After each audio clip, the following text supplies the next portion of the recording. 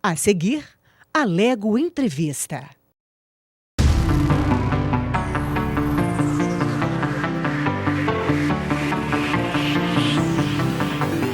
Olá para você, seja muito bem-vindo. Este é o Alego Entrevista, direto dos estúdios aqui da TV Alego. Nessa edição, estamos recebendo Júlio Meirelles, advogado, é do meio jurídico, é especialista também em direito eleitoral, vai conversar com a gente sobre a parte jurídica das eleições de 2020. Júlio, muito obrigado por sua presença. Olá, muito obrigado a você, Murilo, e a todos os telespectadores.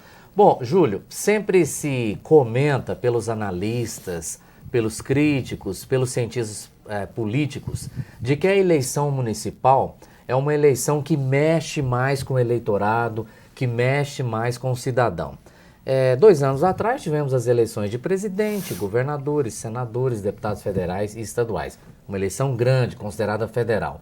Esse ano é a eleição de prefeito e de vereador. Segundo consta, essa é a que mexe. O candidato a vereador está mais em contato com o eleitorado, esse eleitorado conhece de perto esse candidato a vereador. No caso de municípios menores, conhece até pessoalmente o candidato a prefeito. É isso mesmo? Exatamente, né? Toda a cidade tem essa disputa bastante visceral, né, entre os candidatos. São candidatos que vivem ali na sociedade, né? São pessoas que moram na sua rua, né? Moram no seu bairro. Então, certamente, eu não tenho dúvida disso, sem sombra de dúvidas, a eleição mais disputada. Agora, eleição para presidente, eleição para deputado federal, né, ainda que seja aqui do seu estado, são pessoas que estão distantes, né, da sociedade. É claro que alguns com uma presença muito maior, mas geralmente são pessoas que estão distantes. O vereador, como disse, ele mora na sua rua, ele joga futebol com você, ele está sempre ali na reunião do bairro, uma pessoa que está um síndico do seu condomínio, então ali é mais próximo, ali a briga é realmente muito mais incisiva, né? Então, sem sombra de dúvida, essa eleição é a eleição que mexe com a comunidade inteira, com o município. Júlio, quem que pode ser candidato a vereador e quem não pode? Olha, na verdade existem alguns requisitos objetivos, né? Vamos dizer, é claro que existem as inelegibilidades, são as causas de inelegibilidade, mas as condições de inelegibilidade elas estão previstas na Constituição. Elas são mais simples, né? São pessoas, por exemplo, tem que ser brasileiro nato, ele tem, melhor dizendo, tem que ser brasileiro, nacionalidade brasileira. O naturalizado também pode, né? Ele precisa ser brasileiro. A Constituição é clara e específica que ele tem que ter a naturalidade brasileira.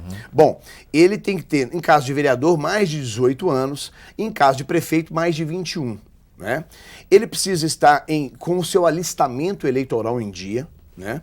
E precisa tem que ter também votado, né? Exato. Ele tem que ter, e aí tem que ter, ele tem que estar em dia com as suas obrigações eleitorais. Aí é o ponto a que você se referiu agora. Então, ele tendo esses requisitos, são requisitos objetivos, ele pode iniciar, né, em pensar em ser candidato. Né? Com uma filiação partidária. Perfeito, isso é um outro requisito que muito bem lembrou você e talvez o mais importante. E digo mais, agora pela legislação, 6 meses antes. Ele tem que estar filiado ao partido político. E um partido político porque também... antes era 1 ano, né, Júlio? Exatamente. Ele tem que estar filiado a um partido político e um partido político que também esteja registrado, né, isso é importante, registrado no TSE, já com 6 meses também, que agora já faz parte da nova legislação. Não adianta também aquele partido vai quem quer, né? Não. Existem partidos agora que estão se criando aí e eles não têm registro, né? Tem que estar registrado na Justiça Eleitoral, no Tribunal Superior Eleitoral. Exatamente.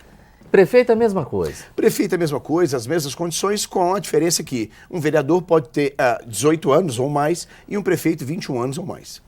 Bom, e o eleitor? Como é que ele deve se comportar na eleição? Na sua visão, pelo seu traquejo, pela sua experiência, o eleitor está mais seletivo do que anteriormente ou não? Olha, e com certeza ele vem evoluindo muito, né? O eleitor vem criando a consciência, né? Acho que as redes sociais vêm trazendo as verdades para todos nós, né? Quem é determinada pessoa, quem pode ou não pode. Agora, o que o eleitor precisa fazer, e eu costumo dizer isso em todo local em que me é dada a palavra e que eu posso manifestar. o eleitor deve, obrigatoriamente, analisar o seu candidato. É muito importante que o eleitor faça isso, Murilo, né? Pesquisar. Hoje nós temos sites, né, à disposição do eleitor. O eleitor pode, agora com 2, 3, 5 cliques, descobrir a vida de um cidadão, né? É muito importante que faça isso, Murilo. A pessoa que nós estamos colocando ali, elas vão ditar o destino do nosso município, né? Um prefeito, um vereador, são eles que vão comandar agora os planos de governo. A administração pública vai ficar agora com quem vamos votar. Então é muito importante que tenhamos muita consciência na hora de depositarmos o voto na urna. Ainda sobre as candidaturas, houve um tempo, e até recente, onde se tentou estabelecer na legislação a candidatura avulsa. Ou seja, o cidadão não é filiado a partido algum e mesmo assim ele poderia submeter o nome dele à apreciação eleitoral. Claro que isso não está permitido, houve uma tentativa, queria saber a sua visão. Olha, eu acho que o partido político é algo que tem que ser fortalecido no nosso sistema eleitoral. Eu não concordo com a visão de que a pessoa pode ter, sim, ter a candidatura avulsa. Eu acho que a pessoa tem que ter uma agremiação partidária que lhe dê, por exemplo, um suporte, primeiro ponto. Tem que ter, também lhe dar a ideologia, tem que lhe mostrar, né? Eu acho que uma pessoa que está filiada a um partido comunista, por exemplo, e respeito, ele tem uma ideologia, né? E para a implantação de uma linha comunista ou algo parecido. Hoje nós não temos nem espaço para isso mais, né? Mas um liberalista, né? Ele tem uma linha. Então eu acho que o partido político, além de dar o suporte estrutural para a pessoa, também dá o suporte ideológico, né? Então eu acho muito importante que a pessoa ela tenha uma filiação partidária. Na minha opinião, a candidatura avulsa, ela não deve ser estabelecida no país, ela não deve passar por nenhum critério e por vamos dizer assim, nenhuma votação na Câmara Federal, porque na verdade, para mim, o país hoje, com a necessidade do fortalecimento dos partidos, hoje isso não se encaixa aqui, não representa os anseios da sociedade que nós temos e estamos buscando tanto aqui no país hoje. Uma mudança recente na legislação eleitoral, e por muitos anos foi permitido, foi a doação por parte de empresas, né? Então, o CNPJ poderia fazer uma doação a qualquer campanha de qualquer candidato. Hoje está proibido, não é permitido, a lei proíbe terminantemente isso. E a gente ouve muito, Júlio, se dizer o seguinte: para vencer uma eleição é preciso ter dinheiro. E aí? Bom, graças a Deus, eu acho que foi uma evolução no país, foi essa decisão do STF em obrigar, em proibir, melhor dizendo, a doação das empresas. Nós vimos, ficou muito claro, que as empresas talvez elas faziam parte, né, de uma das causas de um câncer que nós tínhamos no nosso sistema eleitoral, né? Ninguém que fazia doação à época, Murilo, se você puxar pela memória, você vai perceber isso, fazia isso por ideologia política, sempre fazia por conveniência, né? Fazia um investimento, e o que é pior, fazia investimento de um candidato e fazia investimento no candidato oposto a ele, o adversário, o que não... Né? Ou até em mais, né? Exatamente. Ou em todos, não né? Não fazia sentido, né? Então, eu acho, Murilo, que fez muito bem andou o STF em proibir as doações por parte de pessoas jurídicas. Pois bem, quem tem mais dinheiro vence a eleição. É óbvio que quem tem mais dinheiro consegue fazer uma campanha mais, no aspecto visual, muito mais deslumbrante, isso é claro. Mas a legislação, Murilo, a gente precisa lembrar, ela vem sendo alterada com o passar do tempo. A cada momento. A cada momento. De cada dois anos, a legislação é alterada. E a legislação sempre é alterada, Murilo, com um único objetivo: diminuir a diferença entre os candidatos, pelo menos essa é a intenção do legislador. Tornar mais igual, mais democrática. Tornar mais equânime e isonômica a disputa. Ela também é feita para quê? Para que a utilização, o abuso do poder econômico seja diminuído ou extirpado do sistema. Isso vem acontecendo. Então, é claro, e aí faço o anúncio aos telespectadores, é claro que o proveito, que a estrutura financeira daquele cidadão, daquele candidato, ela influencia muito, mas a cada mês, a cada ano, melhor dizendo, influencia menos. E cabe a mim, cabe ao telespectador, cabe a todos nós, tentarmos eliminar isso. Não é mais bonita e não é, melhor dizendo, o melhor candidato a assumir determinado papel, não é o que tem a campanha mais bonita, é o que propõe melhores coisas, né? Que tem melhor projeto. Esse é o melhor candidato para assumir um cargo e não aquele que tem o melhor jingle, né? É isso. Você disse que a legislação eleitoral vem se aperfeiçoando, vem se aprimorando, e até citou de 2 em 2 anos, né? A legislação eleitoral tem previsto muito a questão da transparência. Na sua análise, essa transparência está cada vez maior? Por exemplo, o público do lado de cá, o eleitorado, ele está tendo realmente o acesso a tudo e a todos que estão perto do candidato e a tudo que está acontecendo com o candidato, Júlio? Murilo, eu acho que quem busca isso, com certeza. Eu acho que as redes sociais hoje, elas nos trazem uma ferramenta muito importante, né? Eu acho que quem busca essa transparência, que procura, né, pelo seu candidato, procura saber sobre determinadas pessoas, tem hoje uma ferramenta impressionante nas mãos. Nós não tínhamos isso, né? Podemos dizer assim que eu e você, não, somos aí de uma época que nós não víamos isso. Votava, né? até em cédula, né? É claro, eu já votei em cédula de na papel. Na urna de lona, né? Exatamente, exatamente. Então o que é importante dizer? Se o eleitor quiser, ele tem essa informação. E a transparência também vem, Murilo, não é só com relação ao candidato. Em você buscar, por exemplo, o quanto aquele candidato fez já pela sociedade ou não. Isso não só isso. Hoje nós temos a transparência também, Murilo, com relação à prestação de contas, né? Sim, hoje o cidadão pode ter acesso à prestação de contas do seu candidato. Ele pode entrar dentro do site do TRE e consultar o candidato dele ali. Então, existem inúmeras formas de se buscar não só o melhor candidato, mas também se buscar como é que esse candidato está se portando durante a sua eleição, na sua campanha eleitoral. Então é importante dizer, sim, as eleições vêm se aperfeiçoando e sim, a transparência vem melhorando a cada biênio. A cada biênio nós temos eleições melhores do que foram as eleições de 2 anos atrás. Bom, vamos falar sobre prazos e quem pode ser candidato não pode, as licenças, as chamadas desincompatibilizações, né? E isso gera uma confusão no imaginário popular. Eu, assim, fazendo até uma crítica à categoria, até os jornalistas se confundem muito com essa questão, né? Advogados também, Murilo. Né? Advogados então também. É todo mundo, né? É claro que sim, é claro que sim. Então, será que se a legislação fosse mais simplista, não facilitaria esse entendimento? A legislação, ela até tem Até precisa até citar, né? Já teve eleição aí onde um prefeito, ele se desincompatibilizou para ser candidato a governador, acho que uns 2 ou 6 anos atrás, e ele foi para a disputa e a gente ouvia muitos eleitores dizendo o seguinte, eu não vou votar nele, mas se ele perder, ele volta lá para a prefeitura. Não volta. Tá. Uma vez que houve a renúncia, acabou, não volta. Renunciou, acabou. Deixa eu te dizer, eu costumo dizer, todas as vezes que me é dada a palavra, que a legislação eleitoral, ela procura estabelecer, vamos dizer assim, ela procura extirpar a malandragem do brasileiro. Então todo mundo fala assim, poxa vida, mas... E o brasileiro gosta, né? Mas a legislação cada 2 anos modifica. Por que ela se modifica? Porque a cada 2 anos é aquela lei de Gerson. Criam-se novos dispositivos, né, da legislação e o brasileiro, criativo como está sempre tentando dar uma pernada, vamos dizer assim, está sempre tentando dar uma burlada na lei, Murilo. Isso costuma acontecer. Então o que acontece? A legislação ela procura até atingir uma certa simplicidade, mas não consegue, principalmente com o sistema de desincompatibilização.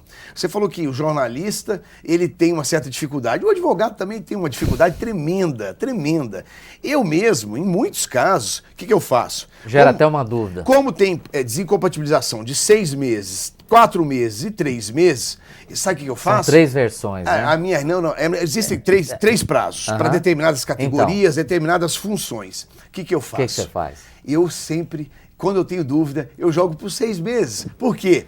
Porque 6 meses eu estou Você eliminando. não vai errar. Não vou errar. Nunca, né? Não, eu posso até errar com relação ao prazo em si, mas depois... Você pode errar por excesso, não por omissão. Exatamente, a pessoa não deixa de ser, ela não fica inelegível. Exatamente. Né? É uma regra, você garante o seu cliente. É, né? é uma regra, inclusive, que passa para os advogados mais novos que estejam Uma dica militando, boa, uma né? dica boa na área eleitoral. Nunca assume o risco de dizer para o seu cliente, não, se desincompatibilize com 3 meses. E digo isso pelo seguinte motivo, Murilo. Tem muitas nuances. Muitas modificações, né? Hoje um posicionamento jurisprudencial, ele é modificado na eleição.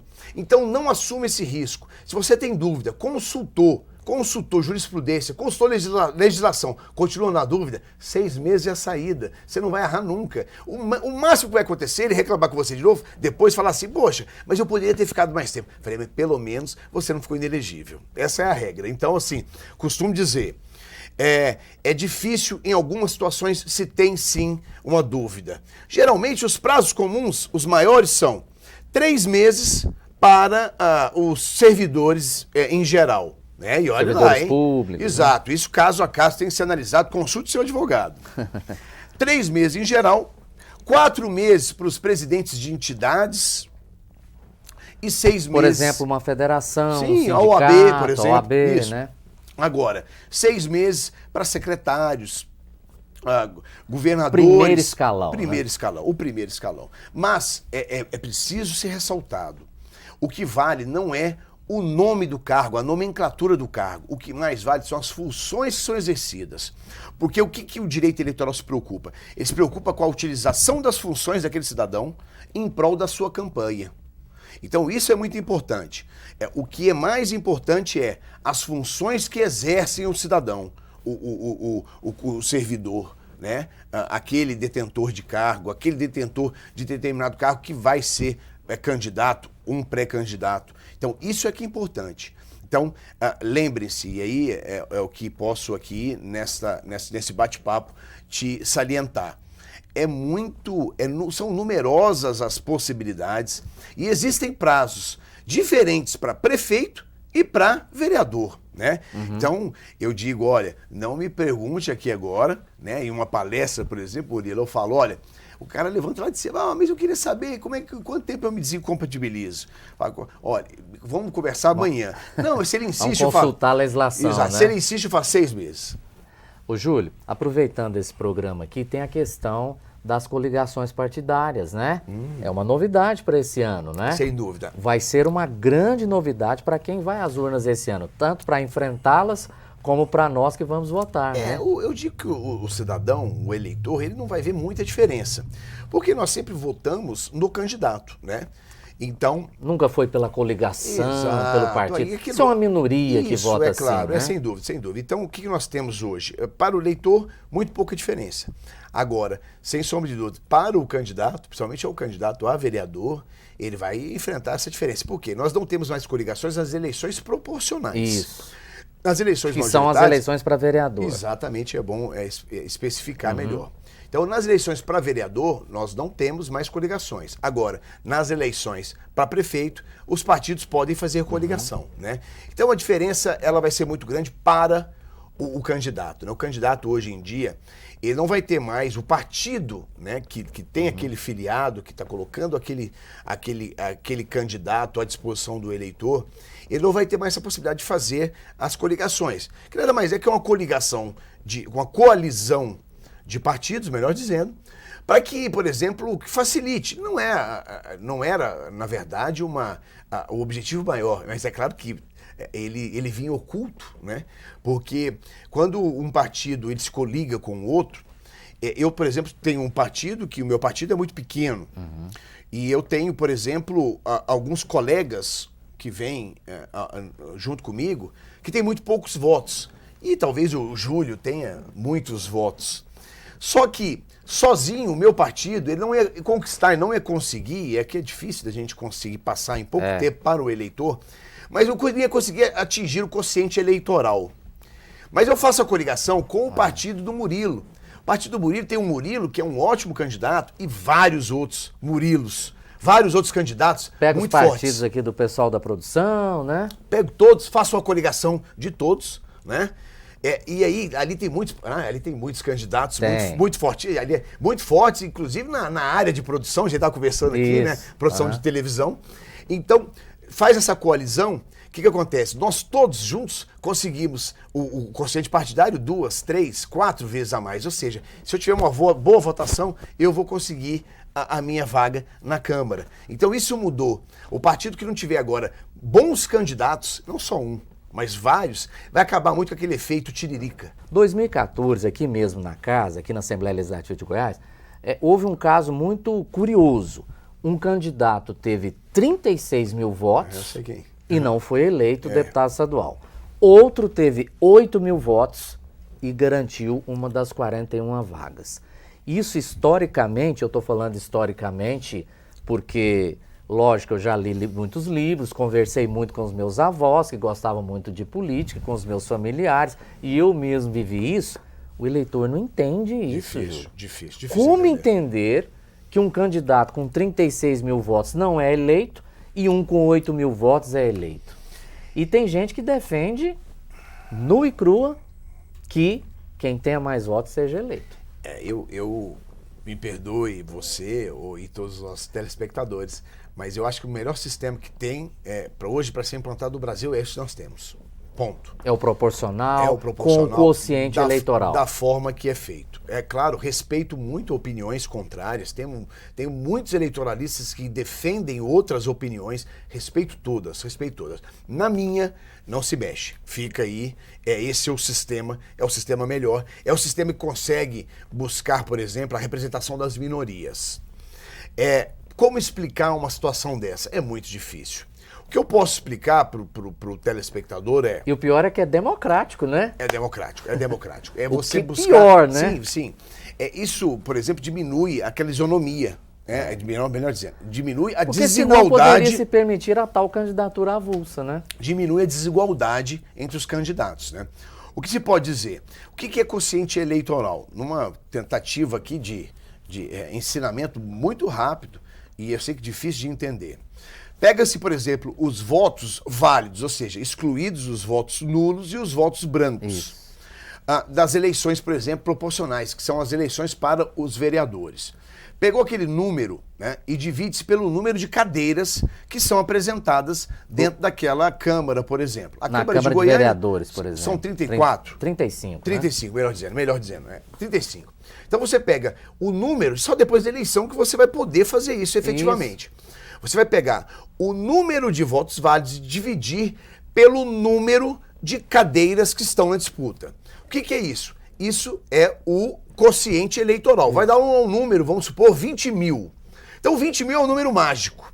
20 mil é o número que cada candidato tem que atingir, melhor dizendo, Cada partido, no caso, né? Agora não tem mais coligação, Isso. cada partido deve atingir para conseguir uma cadeira. Então esse é o número mágico. Então, determinado partido consegue, eu falei 20 mil, né, vamos colocar? 80 mil votos. 80 mil, ele tem 4 cadeiras. 4 cadeiras. Né? E aí dentro dessas 4 cadeiras, quem Os é que 4 vai? mais votados. Os 4 mais votados. Aí tem o Zezinho, que tem 40 mil votos. O Huguinho, que tem 38 mil votos. O Luizinho, né, fazendo aqui a alusão ao... Tô só esperando o quarto aí o pra quarto mim ver eu o não nome. sei, vamos ver aqui. O Joãozinho. O tio, o Pato Donald. O Pato Donald. E o Pato Donald tem lá 3 mil votos, ou 8 mil, como você falou agora. O que acontece? O Pato Donald, ele vai ser eleito. Ele está ali em 4º lugar daquele partido que conseguiu 4 vagas. Então, ele é o eleito, né? É muito difícil explicar isso, mas talvez tenhamos aqui, nós, conseguido captar um pouco, né, dessa lógica que é o sistema proporcional de votação, o sistema de votação nos vereadores. Eu diria que é difícil, mas é muito gostoso. É muito bom. Estudar a legislação eleitoral é muito gostoso. Já estudei muito. Eu sou apaixonado. Eu sou suspeito para dizer, né? Eu sou um apaixonado. Minha família é uma família feita de eleitoralistas. Família Meirelles, né?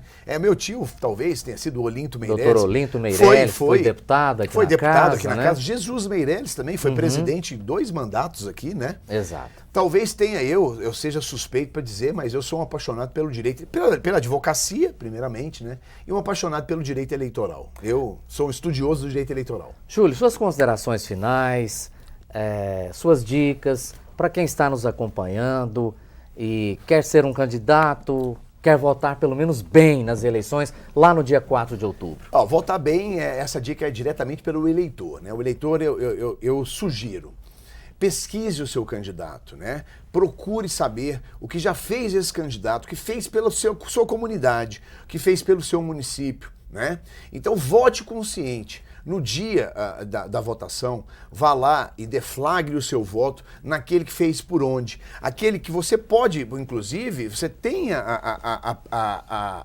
possibilidade, o instrumento para fiscalizá-lo. Para fiscalizar, fazer uma consulta sobre o seu nome. Durante a eleição, consulte a prestação de contas. O candidato ele é obrigado a prestar contas em 3 oportunidades, né? Uns 10 dias depois, 20 dias depois e depois da eleição, que é a prestação de contas final. Então, fiscalize seu candidato. Vote consciente. Não vote pela visibilidade da campanha do cidadão. Não vote porque ele é um ótimo jogador de futebol ou um ótimo jogador de vôlei. Ou um excelente cantor. Ou um excelente cantor. Você tem que votar se ele tem boas propostas. Isso é importante, que é o que é mais importante, não só para o eleitor, é mais importante também para o candidato. Para o candidato é muito importante. Então, repito, nós, no dia 4 de outubro, temos uma missão. Não adianta depois ficarmos reclamando que o Brasil não vai para frente, né? que o Brasil não tem jeito, que esses políticos aí são muito ruins. Não, mas somos nós que colocamos eles lá. São nossos representantes. São os nossos representantes. Nós é que votamos eles. Então, no dia 4 de outubro está aí mais uma possibilidade, né? Mais uma possibilidade de tornarmos a cidade de Goiânia melhor, o estado de Goiás melhor e o país melhor, né? Porque ninguém vive a não ser na cidade. Não se vive, eu vivo no país, é claro, eu vivo no estado, mas primeiramente eu vivo em Goiânia. Então está na hora do eleitor votar certo, votar consciente. Busque a cada passo do seu candidato, da prestação de contas e o que ele fez pela sua cidade para merecer o seu voto. Júlio Meirelles, especialista em direito eleitoral, muito obrigado pela participação, pelas informações, por essa entrevista. Muito obrigado pelos esclarecimentos e até nosso próximo encontro. Eu que agradeço, estou sempre à disposição. Muito obrigado, Júlio. Eu que agradeço. O Alegre Entrevista fica por aqui. Muito obrigado pelo carinho da sua audiência. Um grande abraço.